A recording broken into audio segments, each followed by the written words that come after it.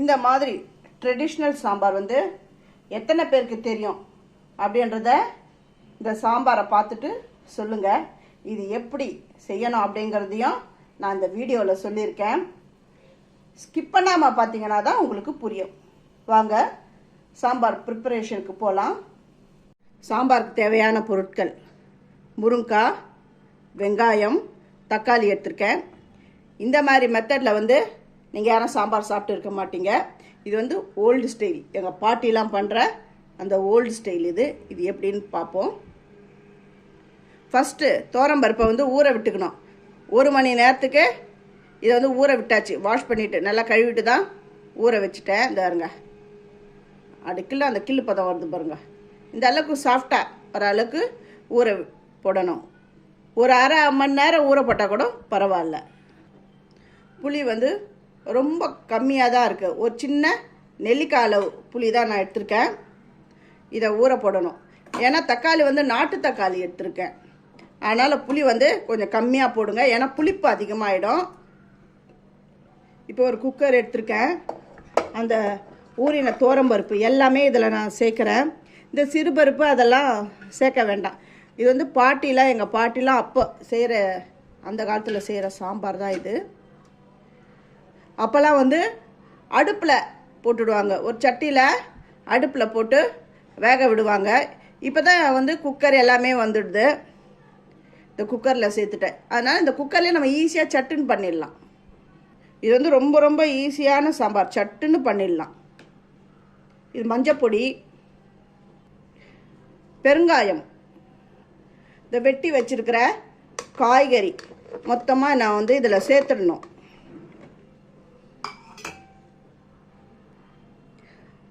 சாம்பார் பொடி வந்து உங்களுக்கு தேவையான அளவு சாம்பார் பொடி இதில் சேர்த்துக்கணும். தண்ணி வந்து தேவையான அளவு விட்டுக்கணும்.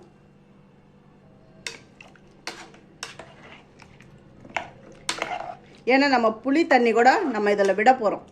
அதனால் தண்ணியை வந்து கம்மியானா பரவாயில்ல. கம்மினா ரொம்ப கம்மியாக வச்சிட்டிங்கன்னா அப்புறம் அந்த பருப்பு வந்து அடி பிடிச்சிடும், டேஸ்ட்டு மாறிடும். இந்த அளவுக்கு தண்ணி விட்டால் போதும். ஒரு 2 விசிலுக்கு விடலாம். ஏன்னா ஆல்ரெடி பருப்பும் நல்லா ஊறிடுது. ஒரு 2-3 விசில் விட்டால் போதும்.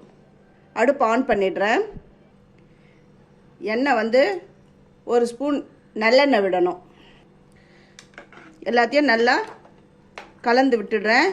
இப்போ வந்து இதுக்கு வந்து உப்பு கம்மியாக போட்டுக்கோங்க. உப்பு சேர்த்துட்டேன்.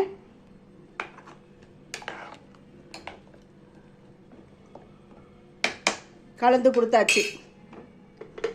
இப்போ நான் இதை மூடி போட்டு விடுறேன். ஃபஸ்ட்டு என்னுடைய வீடியோவை பார்க்குறவங்க சப்ஸ்கிரைப் பண்ணலைன்னா சப்ஸ்கிரைப் பண்ணுங்கள். ஆல் அண்ட் ஆப்ஷன் தொடுங்க. அப்போ தான் நான் போகிற ஒரு வீடியோவுடைய நோட்டிஃபிகேஷனும் உங்களுக்கு காட்டும். உங்களுக்கு பிடிச்சிருந்தா லைக் பண்ணுங்கள், ஹைப் கொடுங்க. அப்புறம் இன்னொரு முக்கியமான விஷயம், கருவேப்பிலெல்லாம் இதில் போடாதீங்க. தாளிக்கும் போது போட்டால் போதும். ஏன்னா பருப்பு வேகும் பொழுது, அந்த கொதிநிலை வரும் பொழுது, அப்போ அந்த கருவேப்பிலை இலை வந்து அந்த ஹோல்ஸ் அடைச்சிக்கிட்டுன்னு வச்சுக்கோங்களேன். அப்போ வெடிக்கிறதுக்கு கூட, குக்கர் வெடிக்க கூட நிறைய சான்ஸ் இருக்குது. அதனால் கருவேப்பிலை இதில் போடாதீங்க. இப்போ இதில் விசில் வைக்கிறேன். 2-3 விசில் விடலாம்.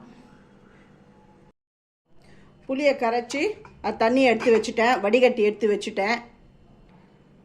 சாம்பாருக்கு தேவையான அந்த கார்னிஷிங்க்கு தேவையானது கொத்தமல்லி, கருவேப்பிலை எடுத்து வச்சுட்டேன். இது தாளிக்க போகிறேன். இந்த ப்ரெஷர் போயிடுது.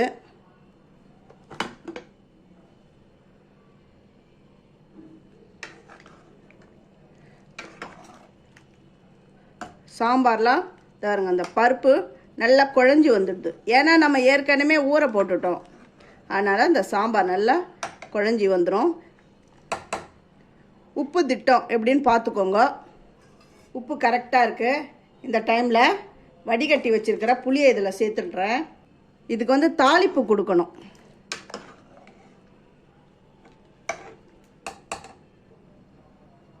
தாளிக்கிற கரண்டியில் எண்ணெய் விட்டுருக்கேன். கடுகு, கொஞ்சமாக வெந்தயம், சீரகம், காஞ்ச மிளகாய், இது எல்லாமே பொரிஞ்சு வந்துடுது. இப்போ இந்த அடுப்பில் இந்த சாம்பார் இப்படி வச்சிடணும். இந்த பச்சை கருவேப்பிலையை இதில் சேர்த்துட்டு இதில் கலந்துடணும்.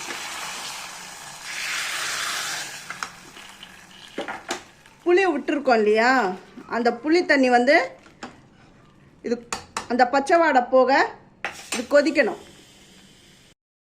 இந்த சாம்பார் கொதி வந்துடுது. இந்த டைமில் வெல்லம் வந்து ரொம்ப இல்லை, கொஞ்சமாக விட்டு ஸ்டவ்வை ஆஃப் பண்ணிடணும். அப்புறம் அலங்காரத்துக்கு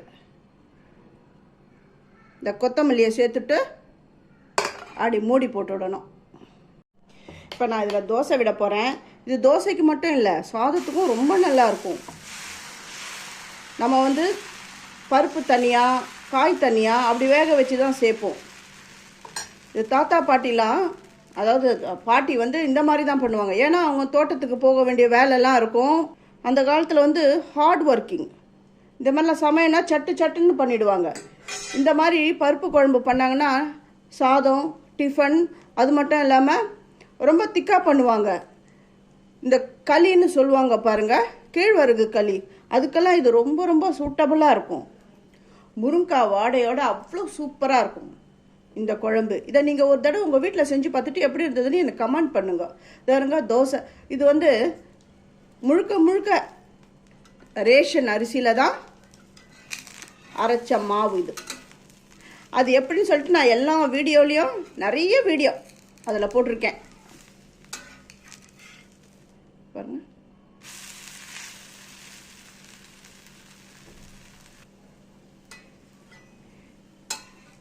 தோசை இட்லி சாதம் எல்லாத்துக்கும் ரொம்ப நல்லா போகும். இந்த சாம்பார் வந்து ஒரு தடவை நீங்கள் செஞ்சு பாருங்களேன். செஞ்சு பார்த்துட்டு எப்படி இருந்ததுன்னு நீங்களே எனக்கு சொல்லுங்கள்.